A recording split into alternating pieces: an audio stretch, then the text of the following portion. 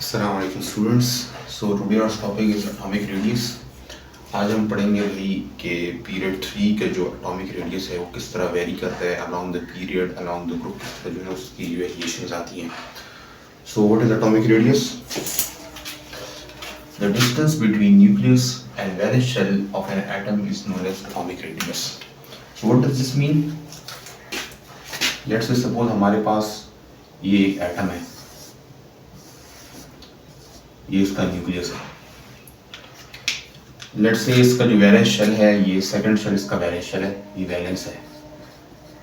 Okay, सो इस valence shell से इस न्यूक्लियस तक जो जितना डिस्टेंस हो, ये इसको जो है ना हम एटॉमिक रेडियस कहते हैं. आई होप सो ये क्लियर हो गया. अब अगर हम देखें, हमने तो ये किया भाई एटॉमिक रेडियस जो है क्या है, वैलेंस शेल से और न्यूक्लियस के दरमियान जो डिस्टेंस है ये होता है. अब हम सोचते हैं भाई आया इस रेडियस में कोई चेंजेस आ सकती हैं भाई. अगर हम एक एलिमेंट से दूसरे एलिमेंट पीरियड के अक्रॉस जा रहे हो, एक एलिमेंट से दूसरे एलिमेंट ग्रुप के अक्रॉस जा रहे हो, तो इस रेडियस में कोई चेंजेस आएंगी? तो वी से यस. मेनली एटॉमिक रेडियस जो है ये मेनली टू फैक्टर्स पर डिपेंड कर रहा होता है. एक शेल नंबर पर या साइज पर, भाई एटम का साइज क्या हो रहा है, चेंज हो रहा है, चेंज नहीं हो रहा है. और दूसरा इफेक्टिव न्यूक्लियर चार्ज पर. इफेक्टिव न्यूक्लियर चार्ज जो है बेसिकली वही इफेक्टिव एटॉमिक नंबर है. इससे पहले हमने पिछले 2-3 लेक्चर पहले हमने वो डिस्कस भी किया. मैं लिंक जो है डिस्क्रिप्शन में शेयर कर दूंगा, आप वहाँ से वो स्टडी भी कर सकते हैं. सो आइए हम देखते हैं वही पीरियड 3 के एलिमेंट्स के अकॉर्डिंग ये एटॉमिक रेडियस किस तरह वेरी करेगा. ये कुछ एलिमेंट्स जो ये पीरियड 3 के एलिमेंट्स है, sodium, magnesium, aluminium, silicon, phosphorus, sulphur, chlorine and argon. इसका एक सिंपल निमोनिक भी है, ना मांग अली से पैसे कल, पैसे कल और आज. आप इस तरह एक मेरी तरफ से ये निमोनिक जो मुझे टीचर से पढ़ाया था. सो अब हम देखते हैं पीरियड 3 के अकॉर्डिंग जो है ना ये एटॉमिक रेडियस किस तरह वेरी करेगा. मैंने आपको क्या बताया, एटॉमिक रेडियस मेनली किस चीज पर डिपेंड कर रहा होता है, इफेक्ट किससे होता है, इफेक्टिव न्यूक्लियर चार्ज से और दूसरा साइज ऑफ एन एटम से. सो अगर हम देखें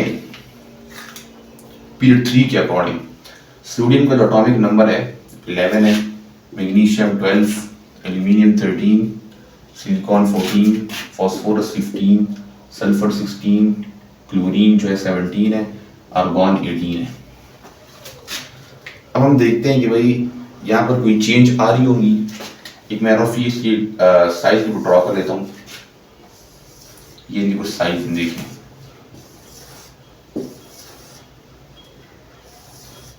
ये थोड़े छोटे होते जा रहे होते हैं लेकिन आखिर में जो है ये थोड़ा बड़ा हो जाता है. अब इस सबको स्टडी करेंगे भाई ये साइज किस तरह वेरी कर रहे होते हैं. वेरिएशन इन पीरियड मैंने क्या कहा, दो चीज़ों पर डिपेंड कर रहा होता है, साइज ऑफ एन एटम पर, इफेक्टिव न्यूक्लियर चार्ज पर. अब एक बात आपको याद ध्यान में रखनी चाहिए, अलोंग द पीरियड जो है, along the period shell number remain constant. What does this mean? In number of shells में इंक्रीज नहीं आ रहा होगा ना, उसमें कोई चेंज नहीं आ रहा होगा. जब नंबर ऑफ शेल्स में इंक्रीज नहीं आ रहा होगा तो हम तो कहेंगे बस ठीक है भाई साइज इंक्रीज नहीं हो रहा तो एटॉमिक रेडियस रिमेन सेम. लेकिन नहीं, एक और चीज यहाँ पर चेंज हो रही है, it will be effective nuclear charge, जो कि मैंने आपको पहले पढ़ाई है. और what is effective nuclear charge? वो एक्सपीरियंस, ये वो फोर्स होती है जो कि वैलेंस शेल के इलेक्ट्रॉन पर लग रही होती है. अब देखिए यहाँ पर सोडियम का एटॉमिक नंबर 11 था, मैग्नीशियम 12, 13, 14, 15 थे. ऐसे ऐसे देखें एटॉमिक नंबर जो इंक्रीज हो रहा है. जब एटॉमिक नंबर इंक्रीज हो रहा है हमारे पास, शेल्स तो इंक्रीज नहीं हो रहे. अब फर्स्ट पहले वैलेंस शेल जो है थर्ड वैलेंस शेल था पहले स्टार्ट से, तो या एंड पर भी जो है ना हमारे पास थर्ड ही वैलेंस शेल रहेगा. इसका मतलब ये, तब पहले जो डिस्टेंस था और लास्ट में जो डिस्टेंस है वही है, लेकिन एटॉमिक नंबर इंक्रीज हो रहा है. इसका क्या मतलब है, इफेक्टिव न्यूक्लियर चार्ज इंक्रीज हो रहा है, न्यूक्लियस पर जो चार्ज है वो इंक्रीज हो रहा है. तो इससे क्या होगा, वैलेंस शेल के जो इलेक्ट्रॉन है वो पहले, अब यहाँ पर जो वैलेंस शेल का इलेक्ट्रॉन था वो कम फोर्स एक्सपीरियंस करेगा, न्यूक्लियर चार्ज कम था. आर्गॉन पर या क्लोरीन पर जब हम आते हैं तो न्यूक्लियर चार्ज बढ़ जाता है. तो न्यूक्लियर चार्ज बढ़ जाएगा, वही पुराना डिस्टेंस है, वही शेल है, तो वहाँ पर अब वो ज्यादा फोर्स उसको लगाएगा, अपनी तरफ ज्यादा अट्रैक्ट करेगा, जिससे क्या हो जाएगा, साइज कॉन्ट्रैक्ट हो जाएगा एटम का. शेल नंबर रिमेन कांस्टेंट, तो कौन सा फैक्टर चेंज करेगा एटॉमिक रेडियस को? इफेक्टिव, आपने ये नहीं बोला न्यूक्लियर चार्ज, आपने साथ इफेक्टिव बोलना है। Effective nuclear charge increase, effective nuclear charge देखो इंक्रीज हो रहा है तो एक्सपीरियंस करेगा वैलेंस इलेक्ट्रॉन पर ज्यादा फोर्स एक्सपीरियंस करेगा, जिससे वो क्या होगा, कॉन्ट्रैक्ट हो जाएगा।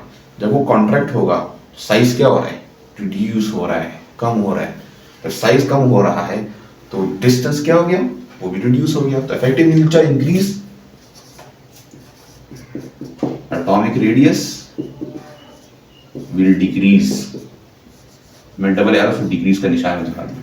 आई होप सो क्लियर हो गया होगा। ओके, अब हम देखें ग्रुप के अकॉर्डिंग। अब हम ले लेते हैं भाई, फर्स्ट ग्रुप ले लेते हैं भाई, हाइड्रोजन, लिथियम, सोडियम, ये पहला ग्रुप जो है। ग्रुप में अगर हम देखें शेल नंबर क्या हो रहा है, इंक्रीज हो रहा है। ओके, तो इससे क्या होगा, साइज इंक्रीज हो रहा है। अब जब साइज इंक्रीज हो रहा है तो आप कह सकते हैं एटॉमिक रेडियस इंक्रीज। क्यों भाई, पहले हाइड्रोजन था, इतना साइज था, नीचे अगर आए हम फर्स्ट को सोडियम ले लें, साइज बढ़ गया। तो साइज बढ़ गया तो डिस्टेंस भी बढ़ गया। जब यहाँ पर देखें पहले शेल की तरह छोटा डिस्टेंस था, यहाँ पर ज्यादा है। लेकिन अब हम यहाँ पर बच्चे क्वेश्चन कर सकते हैं, सर एटॉमिक नंबर भी तो डाउन द ग्रुप इंक्रीज हो रहा होता है। Yes, we can say atomic number increase. तो हम कहते हैं जो एटॉमिक नंबर इंक्रीज हो रहा है, इफेक्टिव न्यूक्लियर चार्ज इंक्रीज हो रहा होता है।